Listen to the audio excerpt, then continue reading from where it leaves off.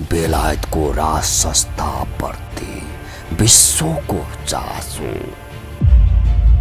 महारानी एलिजाबेथको निधनप्रति विश्वभर शोक। कसरी निरन्तरता दियो बेलायतले राजतन्त्रलाई। दक्षिण एसियामा कोहिनूर हीरा बारे चासो, फिर्ता होला त कोहिनूर। दिवंगत महारानी एलिजाबेथको सन्दर्भ विशेष द न्यूज रेभ्य।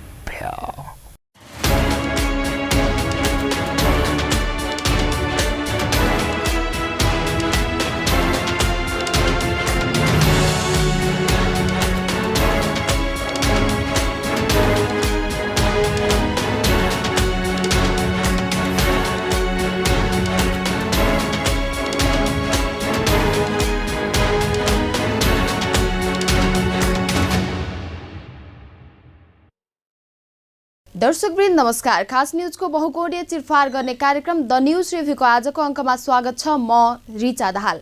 बेलायती महारानी एलिजाबेथ द्वितीयको बिहीबार राति 96 वर्षको उमेरमा निधन भएको छ।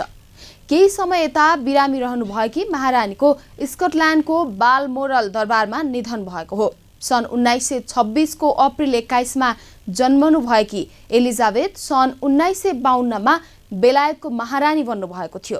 उहाँ विश्वकै सबैभन्दा लामो शासन गर्ने राष्ट्र प्रमुख हुनुहुन्थ्यो। उहाँ 70 वर्ष 7 महिना सत्तामा रहनुभयो। महारानी एलिजाबेथको निधन लगतै राजकुमार चार्ल्स बेलायतको राजा बन्नुभएको छ। 10 दिन जतिको राष्ट्रिय शोक र श्रद्धाञ्जली कार्यक्रमपछि एलिजाबेथको अन्तिम संस्कार गरिने बीबीसीले जनाएको छ। यो अवधिभर बेलायतमा संसद बैठकहरूदेखि कुनै पनि सभा सम्मेलन, औपचारिक समारोह, खेल प्रतियोगिता तथा मनोरञ्जनका कार्यक्रम गरिएका छैनन्। महारानी एलिजाबेथका श्रीमान फिलिपको गत वर्ष अप्रिलमा निधन भएको थियो।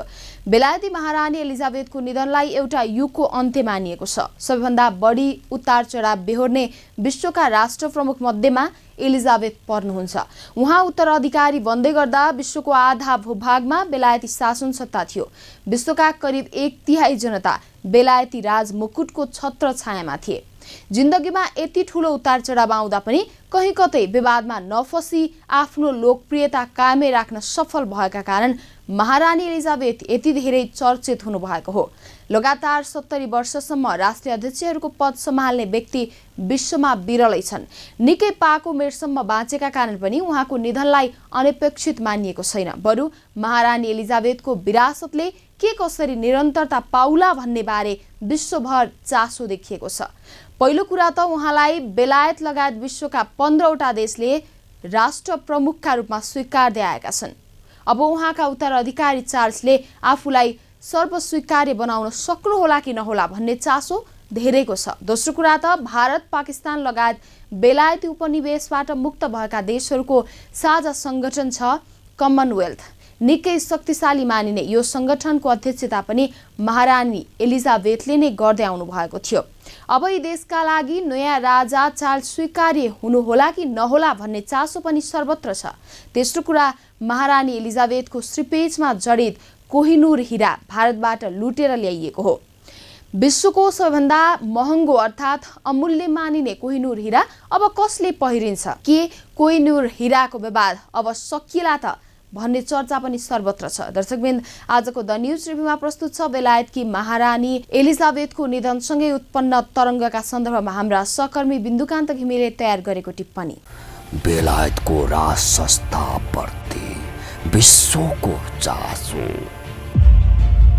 महारानी एलिजाबेथको निधनप्रति विश्वभर शोक। कसरी निरन्तरता दियो बेलायतले राजतन्त्रलाई।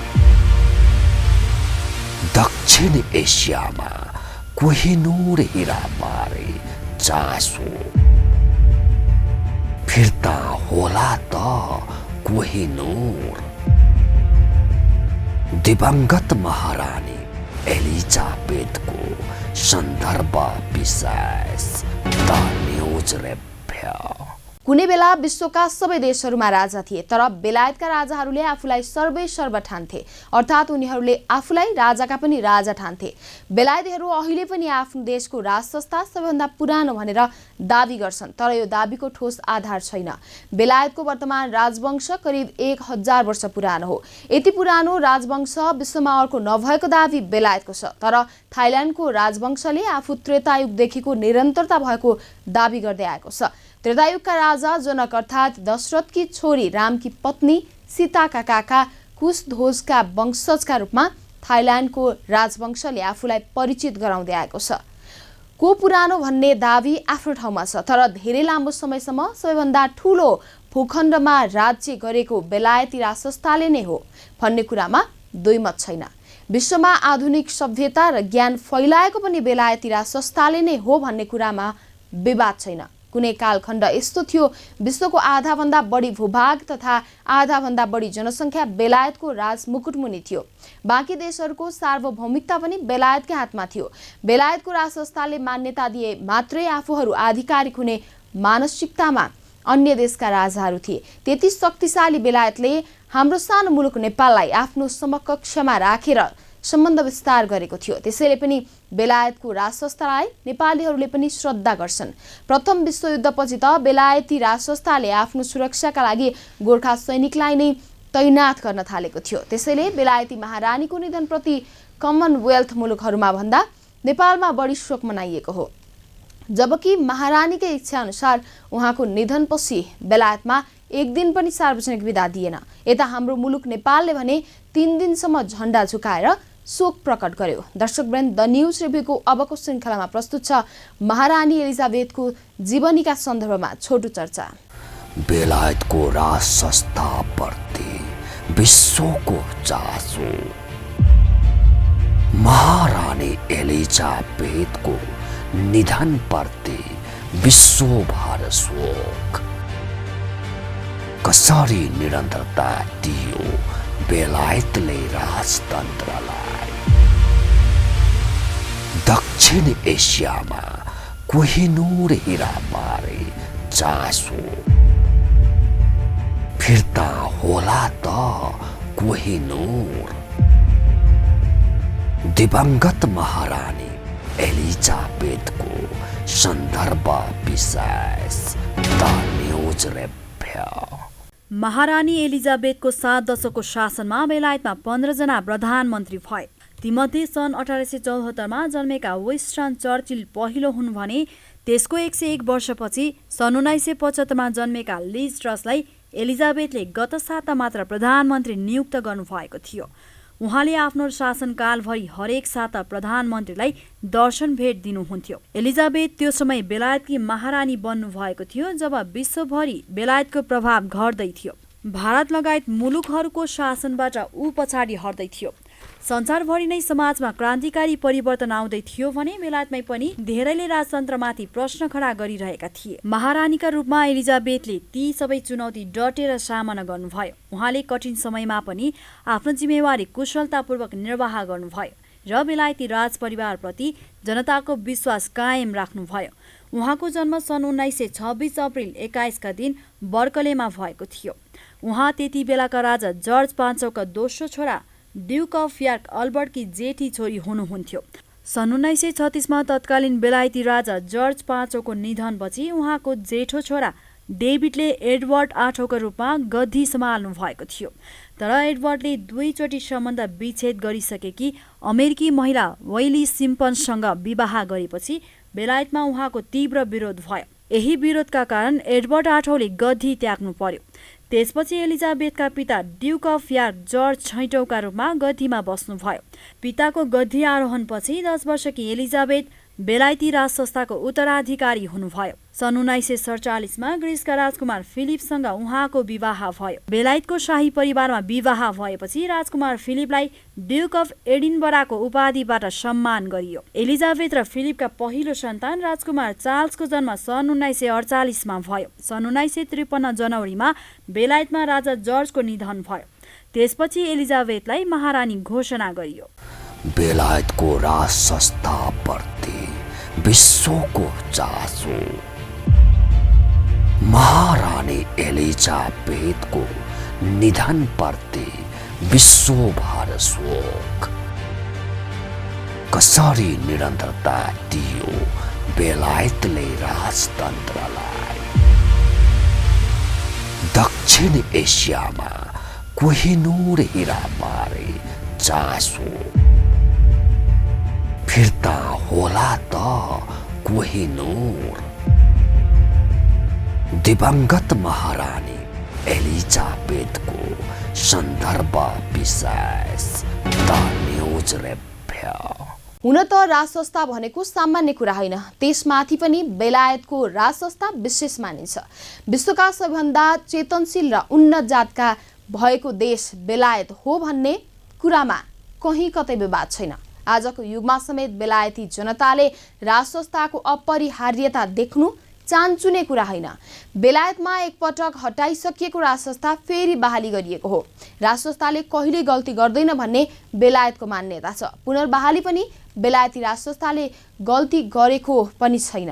त्यसैले बेलायती राजसंस्था अत्यन्त पूजनीय छ। दर्शकवृन्द, द न्यूज रिभ्यूको अबको श्रृङ्खलामा प्रस्तुत छ महारानी एलिजाबेथ द्वितीयसँग जोडिएका केही रोचक प्रसङ्गका सन्दर्भमा छोटो चर्चा। बेलायतको राजसंस्थाप्रति विश्वको चासो। महारानी एलिजाबेथको निधनप्रति विश्वभर शोक। कसरी निरन्तरता दियो बेलायतले राजतन्त्रलाई। दक्षिण एसियामा कोहिनूर हीरा मारे चासो। फिर्ता होला त कोहिनूर। दिवंगत महारानी एलिजाबेथको सन्दर्भ विशेष द न्यूज रेभ्या। एक एलिजाबेथ द्वितीयको नाम। दिवंगत महारानीको नाम एलिजाबेथ एलेक्जेन्ड्रा मेरी विन्डसर हो। विन्डसर उहाँहरूको वंश हो। यो वंशका राजपरिवारले अन्तिम नाम नलेख्ने भएकाले उहाँलाई एलिजाबेथ मात्रै भनेर भन्ने गरिन्छ। 16औं शताब्दीको मध्यदेखि 17औं शताब्दीको सुरुको बेलासम्म बेलायतको शासनमा रहेकी महारानीको नाम पनि एलिजाबेथ नै भएकाले हालै दिवंगत महारानीलाई एलिजाबेथ द्वितीय भनेर चिनिन्थ्यो। दुई शासन गर्ने देशहरू। महारानी एलिजाबेथ द्वितीय बेलायतको मात्रै नभएर अरू 16वटा देशको समेत संवैधानिक प्रमुख महारानी हुनुहुन्थ्यो। Australia, Canada, New Zealand, Papua New Guinea, Saint Lucia, Saint Vincent and the Grenadines, Jamaica, Grenada, Saint Kitts and Nevis, Solomon टापु, Tuvalu, Antigua and Bermuda, Belize, the Bahamas, Barbados र बेलायतको उहाँ राष्ट्रिय प्रमुख हुनुहुन्थ्यो। बेलायत बाहेक अरू देशहरूमा उहाँको प्रतिनिधिको रूपमा गभर्नर जनरलहरूले राष्ट्रिय प्रमुखका रूपमा भूमिका निर्वाह गर्छन्। यसरी यति धेरै देश तथा भूगोलमा प्रत्यक्ष तथा अप्रत्यक्ष रूपमा शासन गर्ने शासक पृथ्वीमा बेलायती राज संस्था मात्रै हो। तेन लामो शासन समय महारानीले सन् 1953मा शासन सुरु गर्नु भएको थियो। उहाँको शासनकालमा झण्डै 2 दर्जन मुलुकहरूले बेलायतको साम्राज्यबाट स्वतन्त्रता पाएका थिए। झण्डै 70 वर्ष लामो शासन समय बेलायतको इतिहासमा लामो समय रहेको छ। यसअघि उहाँकी जिजु हजुर आमा महारानी भिक्टोरियाले सन् 1837 देखि 1901 सम्म 64 वर्ष शासन गर्नुभएको थियो। 4. महारानीका असीमित अधिकार। महारानी एलिजाबेथ द्वितीयलाई बेलायतमा मोटर चलाउन सवारी चालक अनुमति पत्र चाहिँदैन थियो। उहाँलाई कर लाग्दैन थियो किनकि बेलायतमा उठाउने कर नै महारानीको नाममा हुन्थ्यो। तर पनि महारानी आफ्नो आम्दानीको कर तिर्ने गर्नुहुन्थ्यो। उहाँलाई कुनै पनि बेला बेलायतको प्रधानमन्त्री नियुक्त र बर्खास्त गर्ने अधिकार थियो। तर यो अधिकार कहिले प्रयोग गर्नु भएन। कसैलाई प्रमाण दण्ड दिने अधिकार पनि महारानीलाई दियो, तर यो अधिकार पनि उहाँले कहिले प्रयोग गर्नु भएन। 5. महारानीको शौक। महारानी एलिजाबेथ द्वितीयलाई घोडा चढ्नमा एकदम रुचि थियो। फुटबलमा पनि उहाँको रुचि थियो। आफ्नो देशको आर्सेनल फुटबल क्लब उहाँको मनपर्ने क्लब हो। 6. भेष बदलेर भ्रमण गर्ने महारानी। महारानी एलिजाबेथ द्वितीय आफ्नो भेष बदलेर बेला बेलामा भ्रमणमा निस्किने गर्नुहुन्थ्यो। महारानी भेष बदलेर केही वर्ष पहिले स्कटल्यान्ड पुग्नु भएको थियो। स्कटल्यान्डमा उहाँको अमेरिकी पर्यटकसँग कुराकानी हुँदा भन्नुभएको थियो, मेरो घर र बेलायतकी महारानीको घर नजिकै छ, तर मैले महारानीलाई अहिलेसम्म भेटेकी छैन। मेरो साथीहरूको भने उहाँसँग निकै पाक्लो भेटघाट छ। 7. रक्सी पिउने बानी।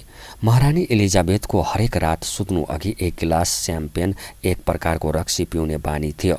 त्यसबाहेक लन्चभन्दा अघि उहाँ जिन र डुबाइनी पिउनुहुन्थ्यो। लन्चमा उहाँ वाइन पिउने गर्नुहुन्थ्यो। लन्चपछि उहाँ ड्राई मार्टिनी पिउने गर्नुहुन्थ्यो। 8. भाषा र जन्मदिन। महारानी अङ्ग्रेजी बाहेक फ्रेन्च भाषामा समेत निपुण हुनुहुन्थ्यो। एकपटक उहाँ फ्रान्सको भ्रमणमा रहँदा त्यहाँको संसदमा फ्रेन्च भाषामा सम्बोधन गर्नुभएको थियो। त्यस्तै उहाँको जन्म अप्रिल 21 भए पनि बेलायती संस्कार अनुसार उहाँको औपचारिक जन्मदिन जुन महिनामा मनाइन्थ्यो। बेलायतको राज संस्थाप्रति विश्वको चासो। महारानी एलिजाबेथको निधनप्रति विश्वभर शोक। कसरी निरन्तरता दियो बेलायतले राजतन्त्रलाई। दक्षिण एसियामा कोहिनूर हिराबारे चासो। फिर्ता होला त कोहिनूर। दिवंगत महारानी एलिजाबेथको सन्दर्भ विशेष द न्यूज रेप्या। बेलायतकी महारानी एलिजाबेथ द्वितीयको बिहिबार निधन भएसँगै उहाँको सम्पत्ति, उहाँले लगाउनु भएको मुकुटका बारेमा विश्वभर धेरैले चासो व्यक्त गरेका छन्। एलिजाबेथको निधनसँगै उहाँको सम्पत्ति र मुकुट, ताज कसले प्रयोग गर्ला भन्ने चासो सबैमा छ। अन्तर्राष्ट्रिय सञ्चार माध्यमका अनुसार एलिजाबेथको सम्पत्ति $50 करोड रहेको छ। अब यो सम्पत्ति उहाँका छोरा राजकुमार चार्ल्सले राजासँगै विरासतमा पाउनुहुनेछ। तर कसले लगाउला कोहिनूर जडित ताज भन्ने विषयमा भने धेरै ठूलो चर्चा छ। आखिर के हो कोहिनूर हिरा भनेको? यो कसरी बेलायतको अधीनमा पुग्यो? यो हिराको वास्तविक मालिक को हो भन्ने विषयमा धेरै जिज्ञासाहरू छन्, जुन जिज्ञासाको अहिलेसम्म चित्त बुझ्दो जवाफ फेला पर्न सकेको छैन। दर्शकवृन्द, द न्यूज रिभ्यूको अबको श्रृङ्खलामा प्रस्तुत छ कोहिनूर हिराको रहस्यका सन्दर्भमा छोटो चर्चा। बेलायतको राज संस्थाप्रति विश्वको चासो। महारानी एलिजाबेथको निधनप्रति विश्वभर शोक। कसरी निरन्तरता दियो बेलायतले राजतन्त्रलाई। दक्षिण एसियामा कोहिनूर हिराबारे चासो। फिर्ता होला त कोहिनूर। दिवंगत महारानी एलिजाबेथको सन्दर्भ विशेष द न्यूज रेप्या। बेलायतको शाही मुकुटमा कोहिनूर बाहेक अन्य धेरै बहुमूल्य र दुर्लभ हिरा रत्न जडिएका छन्, तर सर्वाधिक चर्चा भने कोहिनूरकै छ। भारतको पन्जाबमा अंग्रेजहरूले कब्जा गरेपछि यो हिरा सन् 1849 तत्कालीन बेलायतकी महारानी भिक्टोरियालाई हस्तान्तरण गरिएको थियो। पछि यो कोहिनूर हिरा शाही मुकुटमा स्थापित गरियो। कोहिनूर हिरा 105.6 क्यारेटको रहेको जनाइएको छ। यसलाई संसारको सबैभन्दा ठूलो हिरा मानिन्छ। महारानी एलिजाबेथको निधनपछि बेलायती शाही परम्परा अनुसार उहाँका जेठा छोरा राजकुमार चार्ल्सलाई बेलायतको राजा घोषणा गरिएको छ। एलिजाबेथको सम्पत्ति विरासतमा चार्ल्सले पाए पनि रानीको मुकुटमा जडित बहुमूल्य कोहिनूर हिराको बारेमा मानिसहरू उत्सुक छन्। रानीको मृत्युपछि त्यो कोहिनूर हिराको के हुन्छ भन्ने प्रश्न पनि सामाजिक सञ्जालमा उठाइएको छ। महारानीको मृत्युपछि कोहिनूर ट्विटरमा ट्रेन्ड गर्न थालिएको छ। रिपोर्टका अनुसार रानीको मृत्युपछि बेलायतको राजा बन्नुभएका राजा चार्ल्स तृतीयकी पत्नी डचेस अफ कर्नावाल क्यामिलाले यो मुकुट पाउनुहुनेछ र उहाँ रानी बन्नुहुनेछ। यद्यपि 75 वर्षीय क्यामिलासँग कुनै संवैधानिक अधिकार भने हुने छैन। राजा चार्ल्सको राज्याभिषेकको समयमा क्यामिलाले यो कोहिनुर मुकुट लगाएको देख्न सक्ने सम्भावना रहेको समाचारमा जनाइएको छ। तर दक्षिण एसियाका जनताले भने महारानी एलिजाबेथको निधनपछि कोहिनुर फिर्ता गर्नुपर्ने माग राख्दै सामाजिक सञ्जालमा अभियान थालेका छन्। कोहिनुर हीरा जसको अधीनमा भयो उसले विश्वभर शासन गर्न सक्छ भन्ने किम्बदन्ती रहिआएको छ। यो हीरा भगवान शिवले द्वापर युगमा श्रीकृष्णलाई प्रदान गरेको किम्बदन्ती छ। त्यसयता कोहिनुर जसको अधीनमा भयो उसले विश्व विजय गर्दै आएको देखिएको पनि छ। हिन्दू सम्राटबाट कोहिनुर हात पार्न साथ मुगल सम्राटको अधीनमा कोहिनुर पुगेको थियो। कोहिनुर हात परेपछि मुगल सम्राटहरूले विश्व कब्जा गर्नु संयोग मात्रै हो कि कोहिनुरको शक्ति हो भन्ने कुराको ज्यादै चर्चा भइरहन्छ। जब कोहिनुर हीरा मुगल सम्राटबाट पन्जाबका राजाले प्राप्त गरे त्यसपछि मुगल साम्राज्यको पतन सुरु भयो। विभाजित भएको मुगल साम्राज्यलाई इस्ट इन्डिया कम्पनीले अधीनमा लिँदै गयो। तर कोहिनुरको शक्तिका कारण पन्जाबका राजाका सामु भने इस्ट इन्डिया कम्पनी टिक्न सकेन। पन्जाबका राजालाई धेरै ठूलो आर्थिक प्रलोभनमा पारेर इस्ट इन्डिया कम्पनीले कोहिनुर हात पार्यो। त्यसपछि भने पन्जाबको पतन भयो।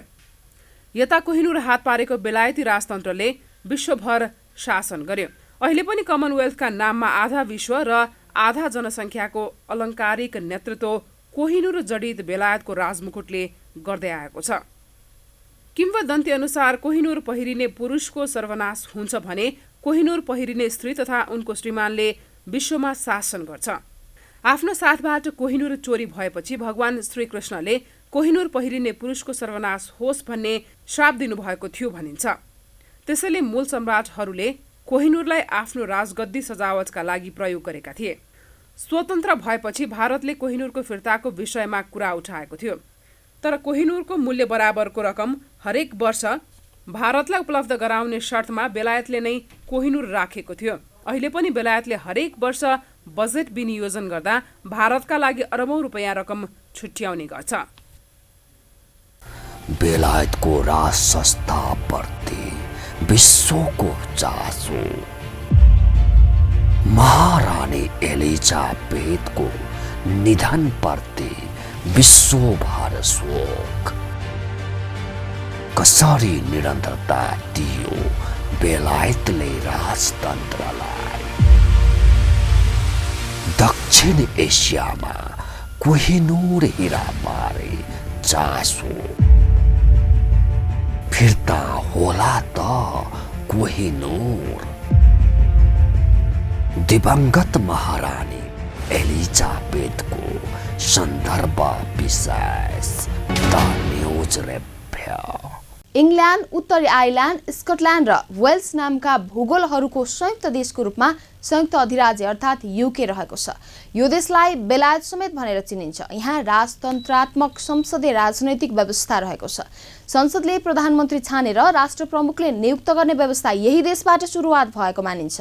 अर्थात् यो देशलाई संसदीय व्यवस्थाको जननी भनिन्छ। यो देशको राजतन्त्र संसारमा सबैभन्दा लोकप्रिय मानिँदै आएको छ। यतिसम्म भनिन्छ कि बेलायतको राजतन्त्र मात्रै पृथ्वीमा भएका देशहरूमध्ये पहिलो राजतन्त्र थियो र यो नै अन्तिम राजतन्त्र पनि हुनेछ, किनकि यहाँको राजतन्त्र पूर्ण रूपमा संवैधानिक रहेको छ। विश्वका शक्तिशाली र विकसित देशहरू क्यानाडा र अस्ट्रेलिया समेतले यहाँकै राजतन्त्रलाई मानेर आफ्नो देशमा राष्ट्रिय अध्यक्षको व्यवस्था गरेका छैनन्। यी बाहेक अरू देश तथा भूगोल पनि रहेका छन् जहाँ राष्ट्रपतिको व्यवस्था गरिएको छैन र बेलायतकै राजतन्त्रलाई राष्ट्रको प्रमुख मानेर शासन गरिँदै आएको छ। गत बिहिबारसम्म बेलायतको राष्ट्रिय अध्यक्षको रूपमा रानी एलिजाबेथ द्वितीय हुनुहुन्थ्यो, जसलाई बेलायतीहरू महारानी एलिजाबेथ भनेर श्रद्धाका साथ पुकार्ने गर्थे। बाँकी संसारले पनि उहाँलाई महारानी एलिजाबेथ नै भनेर चिन्ने गर्थे। अब महारानी एलिजाबेथ इतिहास बन्नु भएको छ। उहाँको आत्माप्रति हार्दिक श्रद्धाञ्जली। दर्शकवृन्द, द न्यूज रिभ्यूको आजको प्रसङ्ग यति नै। तपाईँ न्यूज नेपाल टेलिभिजनको प्रसारण युट्युब र फेसबुकमा पनि प्रत्यक्ष हेर्न सक्नुहुनेछ। आजको प्रस्तुतिबाट हामी सबैलाई बिदा दिनुहोस्। हेर्दै गर्नुहोला न्यूज नेपाल टेलिभिजन। नमस्कार। बेलायतको राजसंस्थाप्रति विश्वको चासो, महारानी एलिजाबेथको निधनप्रति विश्वभर शोक, कसरी निरन्तरता दियो बेलायतले राजतन्त्रलाई। दक्षिण एसियामा कोहिनूर हीरा पारे चासो फिर्ता होला त कोहिनूर। दिवंगत महारानी एलिजाबेथको सन्दर्भ विशेष द न्यूज रेप्या।